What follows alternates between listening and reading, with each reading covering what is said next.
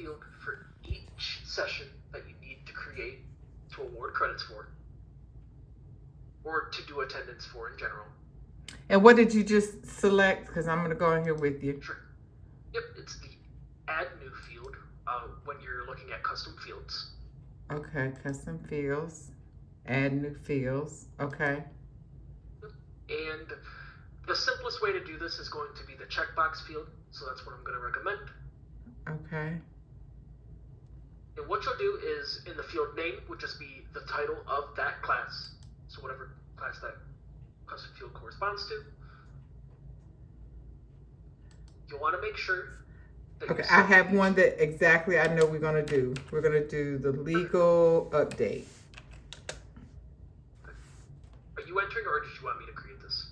You go right ahead. I'm going to watch. So legal update. And then we'll want to make sure we have each of these custom fields set to restricted.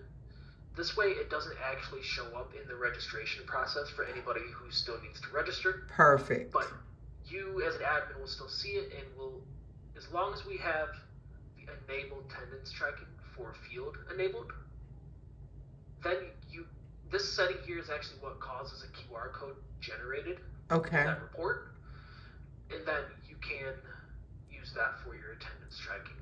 Okay. You'll notice when you enable attendance tracking for a specific custom field that you're given a few options. First, you can set a minimum duration, so how long they actually need to be present at that course before they are awarded the credits. And then you're also given the option to decide how many of each kind of credit needs to be awarded for that session. Okay. Right now, you only have the 2 set up right now, but if you need to add more of different kinds of credits, you can do that in the global event registration settings. Okay. So if you go to event registration, it's going to be the first general options drop down. You'll see the 2 we have set up here. Gotcha. Okay. You're given fields for up to 20. No, you don't need that many though. No. Yep. So once you have set, say, this test 5 credits, you can also include location. Like the room number. Right, exactly. Okay, perfect. And with that, we have itineraries, or an itinerary in the app that we can enable. Okay. To actually display that there. We can go over that at that time. That is pretty much it. You can also enter a speaker. Perfect. Speaker bio. Yep. Here as well. Perfect. At what point in time do people see this? If you don't actually set up an itinerary, then they wouldn't see it anywhere. They would just check in and out of each course as they arrived. But if you want it to appear in an itinerary, then you would need to actually set up the itinerary items, and to do that, I have to actually finish creating our test session here. Oh, that's right, you wanted legal update. We're doing restricted. How long do they need to be at this course? That one is a 2-hour class. So 120.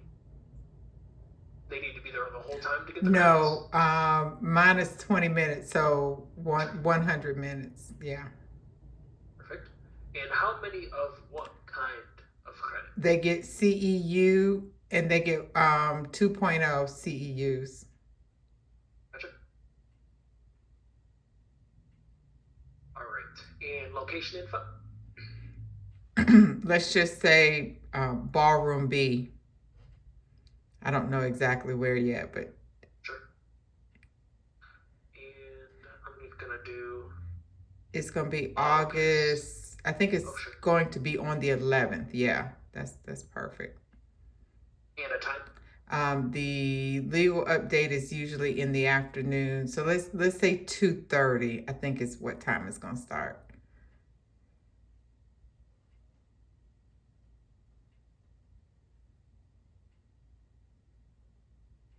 There we go. And what time is that one? Oh, 4:30? Yes.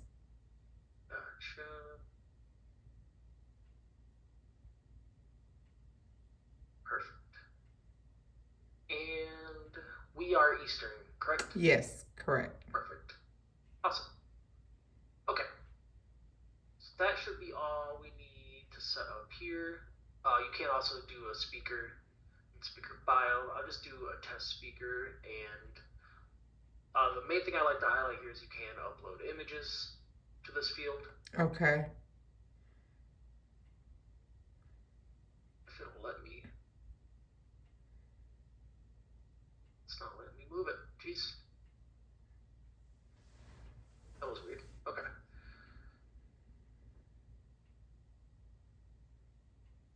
There we go.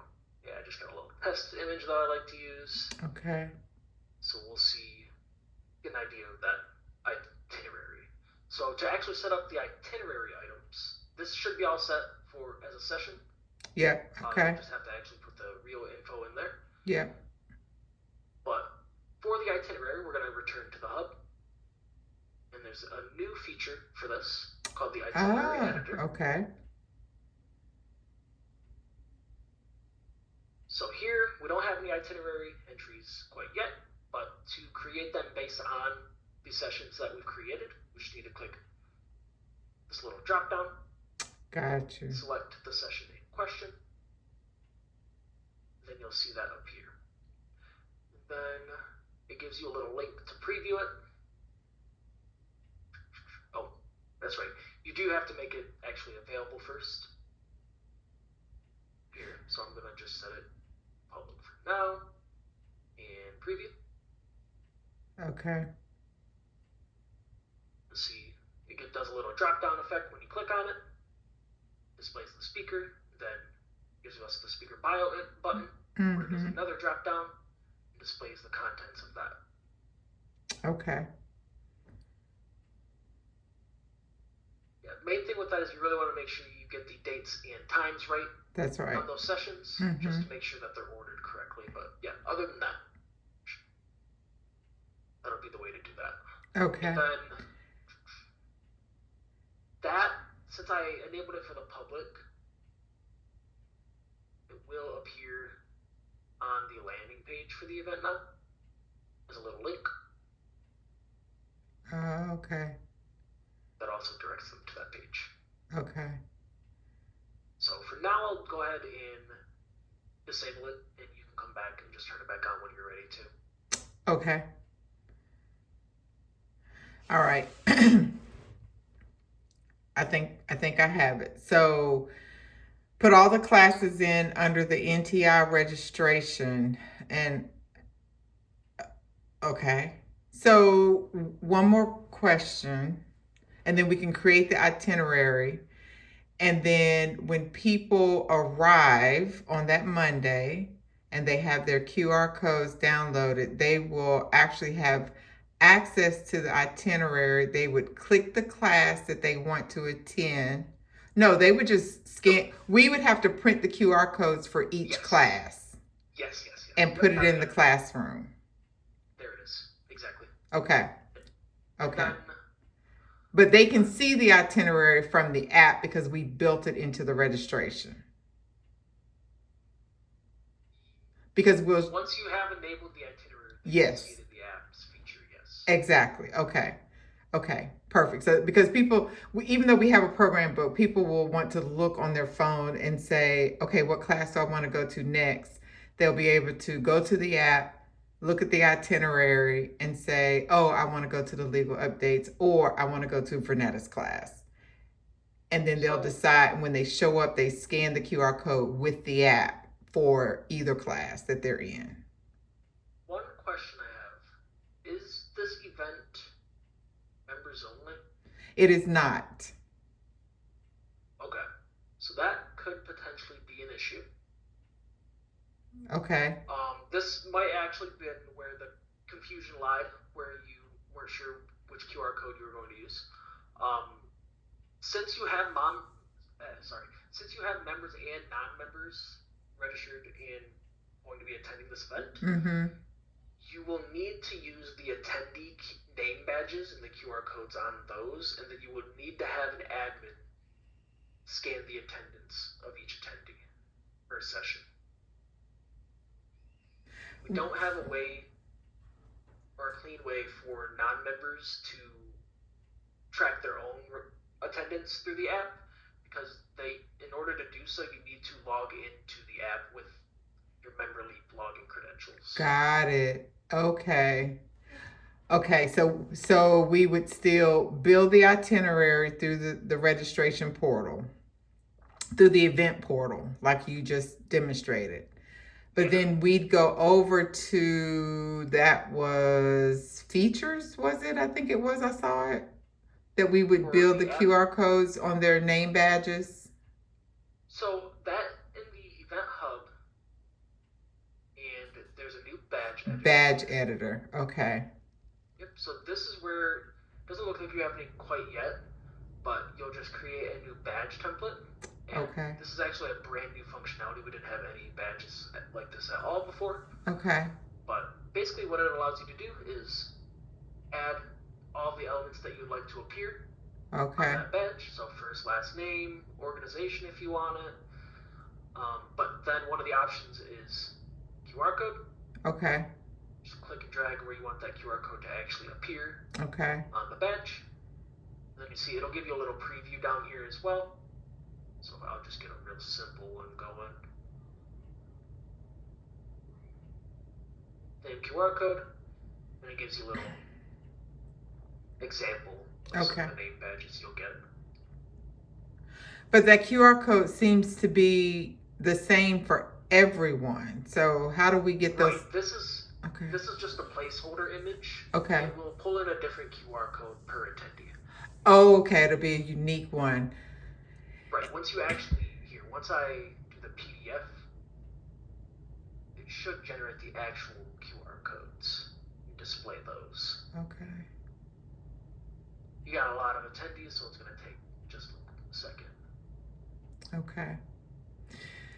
So each attendee, members and non, have a unique QR code. We have monitors standing at the door, scanning their badges to sign them in, and scanning their badges to sign them out. Exactly. Okay. Same QR code, same scan process. Okay. And then, so how does it attach to the class? Yes, that will, when the admin that is scanning the attendees' QR codes is doing so, they will be given the option to select which session they're scanning attendance for. Okay. Within the app they're using. Yep. Okay, so the monitors will need to have the app. Right. And then so they select the class, the legal updates. They select that class before they start scanning, and then scan everyone that comes in and everyone that goes out. Yes. Yep. Exactly. Can you do multiple scans? So an hour and a half class has a 10-minute break, and a 2-hour class has actually a 15-minute break, not 20, but 15-minute break. So if someone needs to get up and step out of the room, they usually always have to sign out and then sign back in, and then that time. Can you scan that code to sign them out and then scan it again to sign them in? Or should we do that manually? That's something I'm just not sure how our system would handle it. I'm not sure if it would override. That's what I'm thinking. I'm not sure if it would overwrite the existing attendance record or if it would add an additional one. Okay. I can get clarification on that though. That's okay. That would be great if we could get clarification. The backup is do what we've done for 40 years. There's a logbook in the back of the room at all the doors where the monitors are. And a person has to come over and sign their name out, their ACCA membership number, the time they left, and then the time they returned, so that we could, track to make sure they haven't spent more time out of the room than they are allotted. And we've had people that lose credit for classes because they were gone 15, 20 minutes. So, okay. So then, I'll get clarification on that. Okay. So now we have Teresa's our monitor. Teresa has the class, scan the app for the class that we're in. Vernetta walks in, scan my name badge with my QR code, and I am in that class, and then I scan it when I leave. So now I've got credit for that class. Vernetta's a member. How does that class that I have completed transfer over to my database profile? Yeah, so for that, what you'll want to refer to in the reporting dashboard, we're going to go to attendees. Okay. And there we're going to see the member match tool. Gotcha. Okay. So this page will display on the attendee records. And then on the right, if it's already matched to a database record, it will display that database record. And otherwise, it will display none. It looks like a lot of them are matched already. Oh, another thing I should mention. The green, the ones marked with green, those are for sure matched. The yellows are suggested matches. Okay. So this one's not actually matched quite yet, but it thinks it found a match. Okay. So it just needs a little manual review. Okay. And to match it that way, there should be. Wonder if we forgot to carry that over here. There used to be a mass match option, which I'm not seeing now. Oh, this is probably it actually. Yes, it is. Okay, so by default you have all attendees selected. Mm-hmm. The next tab up here is suggested matches. Okay. So you've got 118, a whole bunch of them. So this allows you to easily just scan. Oh, this looks good. This looks good. And if you do see any that you're second guessing about matching, you can just quickly uncheck them. Okay. But yeah, I'm not seeing any that stand out to me as an issue. But yeah, you'll be more familiar with that. Okay. Yeah. Do a final decision there. Yeah. Okay. But once you have, you just click the accepted selected matches, and that will match all of your attendee records to their corresponding database records. Okay. From there, let's go ahead. I'm going to find Adonis's record here. I want to see what we have displayed in the members area. Yes, perfect. So from there, once you have matched somebody's attendance record to their database record, that person will be able to see the credits that they earned for that event in the My Events tab of the members area. Mm-hmm. Mm-hmm. So they'll just go there and then prior event registrations. And he has history, so that helps. But on the right side, there it is. Yep. There's going to be this transcript icon per event that allows them to see the credits they've earned, and he hasn't earned any yet for this event. Yeah. Which we know, so that's fine. Okay. But it'll put up with a PDF that displays those credits, and then at the top, we have two different reporting options for them as well. Mm-hmm.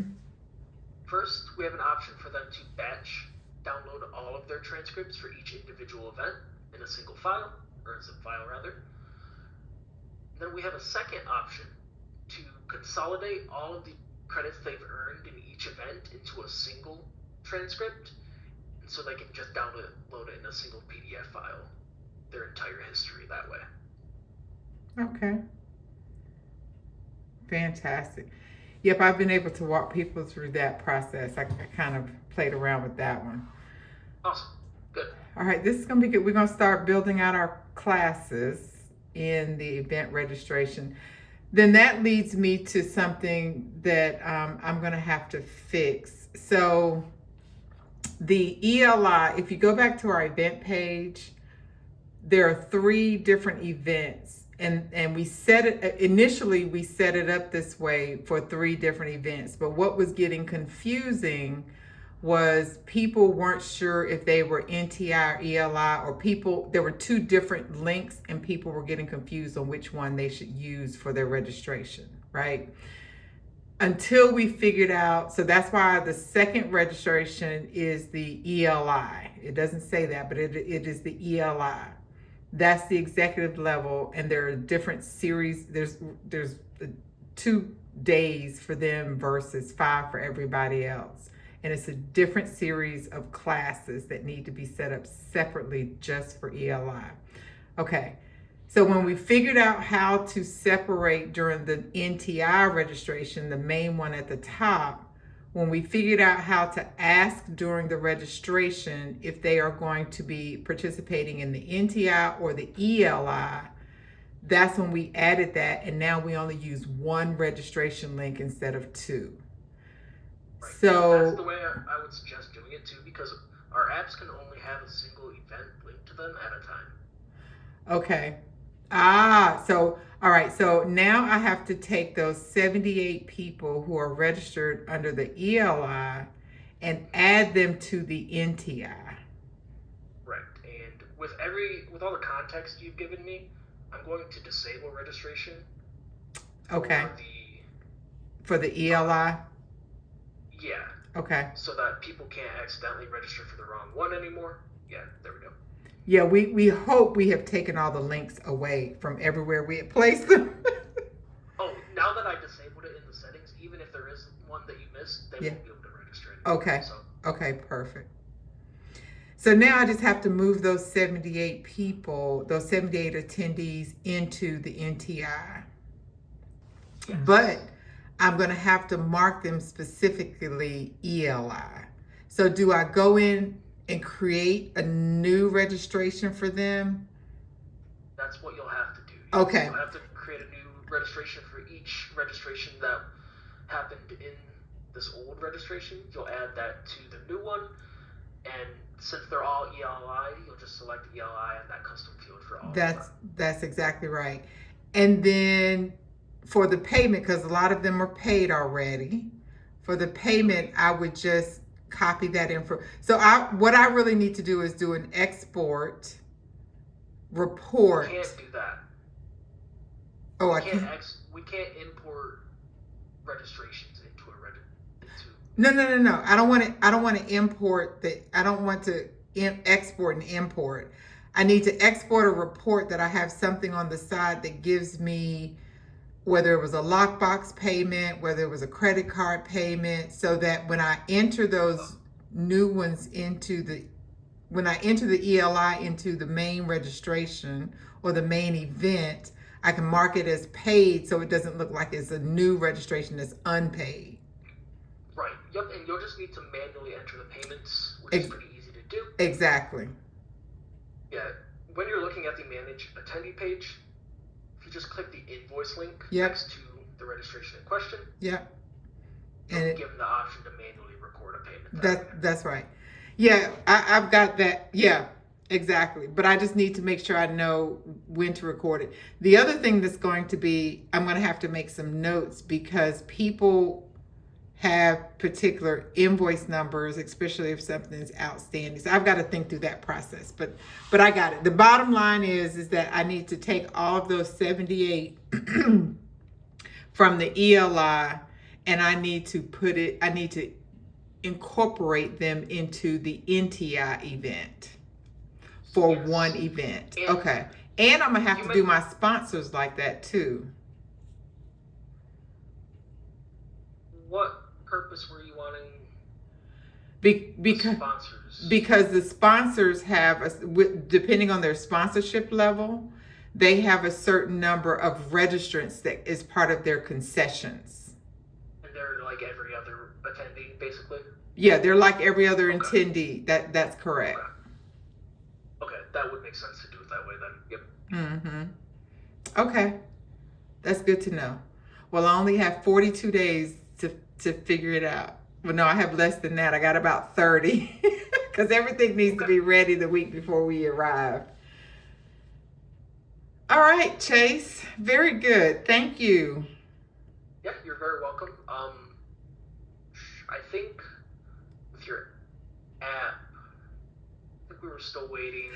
Yes. So developer account, yeah. That's exactly right. And I'm actually going to try to log in and see if anything has changed. So where we were getting hung up is the DMB number. I mean, we've been around for 40 years, and so the DMB number was not working every time I would try to do the app. So I had to send off something to Dun & Bradstreet. It took them about a week to get something back to me and say everything was updated. And then I had to go back into the developer app, got all the way through that process, and they say, thank you, your application has been submitted. Because we're a not-for-profit organization. And so they say your application's been submitted and we'll let you know. So that was midweek last week. So I am going to log back into the Apple developer and see if everything is done. Hopefully, yes. Because that's probably my main concern in terms of the deadline that we have on this. Yeah.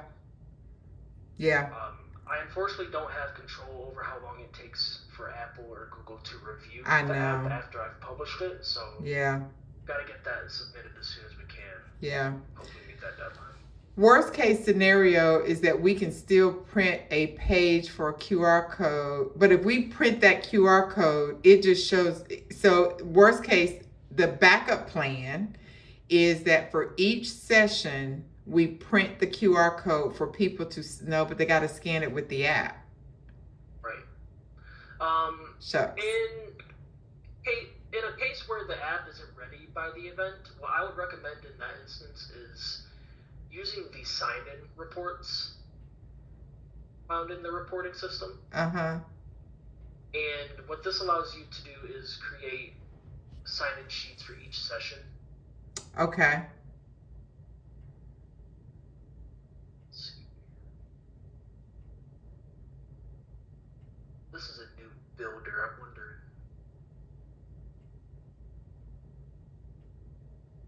Here, let me look at the legacy one. I think you'll probably want that one. Basic sign-in, but I want.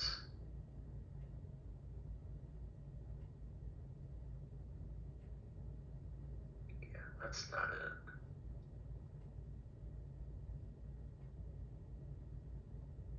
Let me check one more thing here.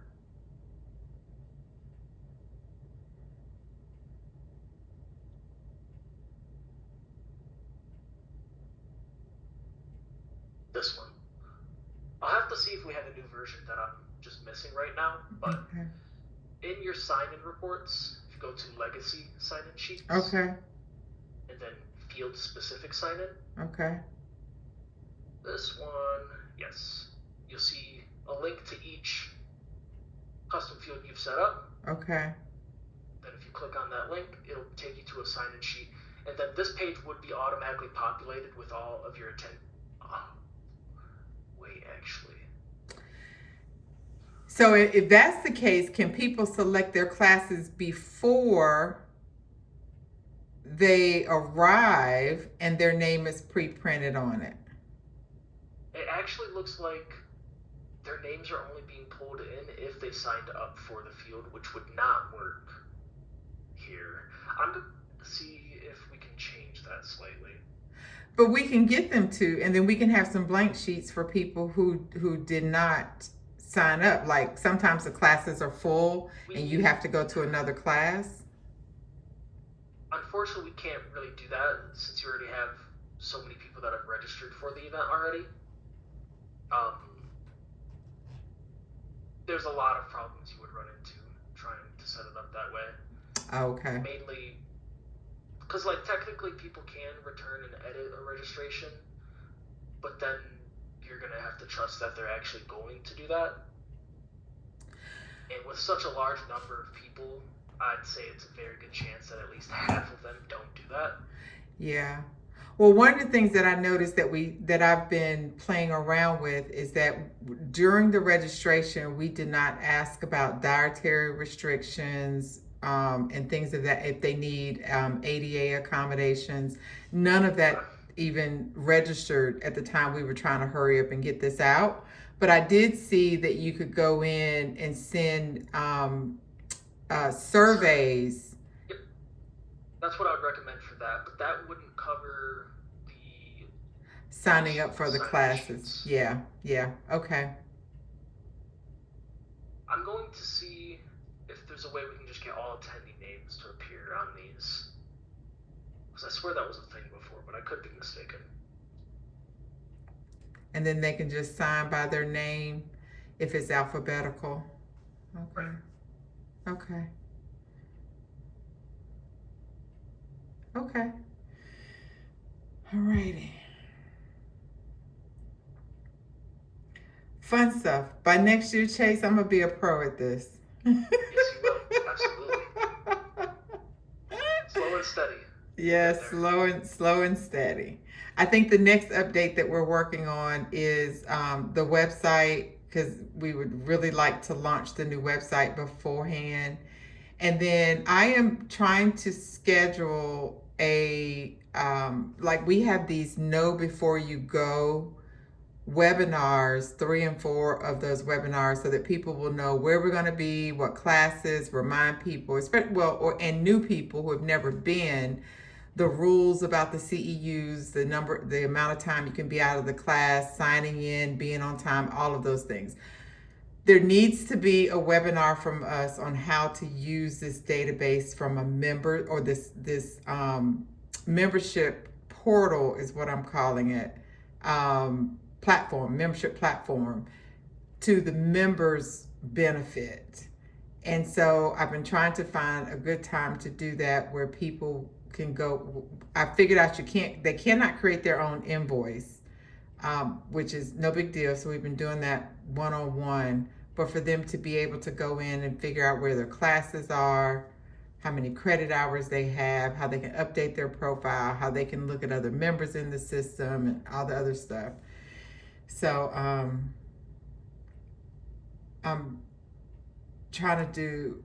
I can't do a live. Yeah, I can't do a live demonstration. So I'm really just going to do a whole lot of screenshots through Tango or something like that, so that people can see where we are. Okay. Yeah. Yeah. If you run into any issues with that when doing so, just let me know, and I'll be here to help you. Okay. Alrighty. Well, thank you so much. Happy Friday.